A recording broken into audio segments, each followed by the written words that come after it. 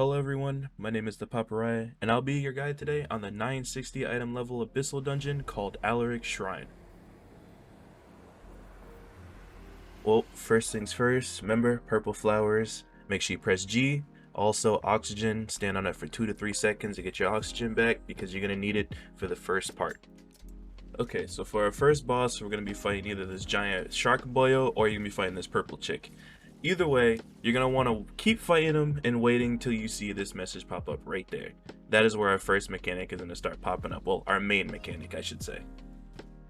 Okay, so after seeing this message, these balls will start to spawn, a whole bunch of black and 1 gold. Make sure to focus all your attacks on the gold. If you manage to destroy a black one, all it would do is just cause blindness, so it's not that bad. But just at least have one person fully attacking that one orb to get the buff, because it'll give you a circle that's immune to the boss's white mechanic. The reason for this is because the boss will go to the other party's side, and then your party will have to go through a portal to get to that same exact party's side, and the boss that went to the other side will do a white mechanic, and this is where everybody should be inside the golden circle to avoid the white mechanic. And that is the first boss dead. Now on to the next one.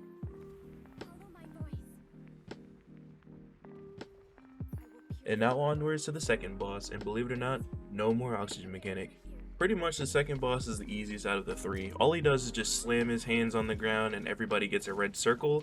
Everybody except the smallest circle should stay away from the towers, and that person with the smallest circle, all he has to do is stand right next to it and blow that tower up, and that's pretty much the whole entire mechanic, or the whole entire fight.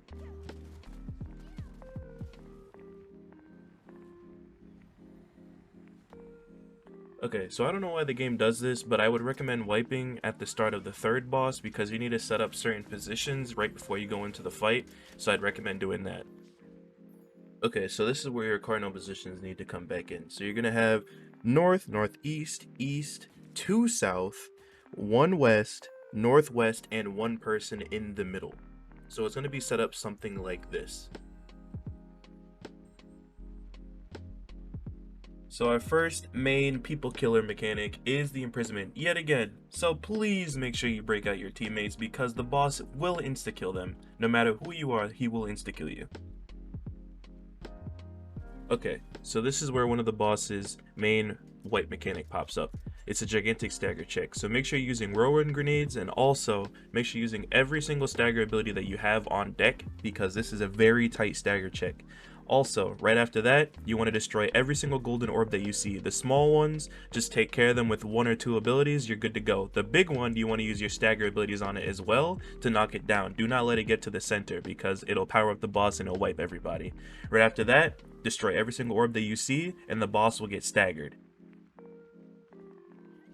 So, I almost forgot about this, but this could happen right before the mechanic we just talked about. So golden tridents will go around the map, and this is your indicator to run to your cardinal position spots. So make sure you get to your spot to avoid getting wiped. You can attack as soon as the wave passes by you, or you can just wait to be completely safe and then continue the fight. Okay, so there's one other mechanic that we need to talk about, which is the ice AoE, I guess you can say. Pretty much this big AoE circle like this will pop up, and in the center there will be a little ball. One person has to go grab it to avoid everybody in the raid getting frozen. Well, congrats. This is Aleric Shrine for you.